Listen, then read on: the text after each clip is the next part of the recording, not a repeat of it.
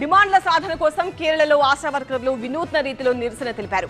Secretariat ముందు జుట్టు కత్తిరించుకుని గుండు చేయించుకుని ఆందోళన చేశారు. జీతభత్యాల పెంపు, పెన్షన్ల కోసం వాళ్లు చేపట్టిన ఆందోళనకు విపక్ష కాంగ్రెస్ మద్దతు ప్రకటించింది.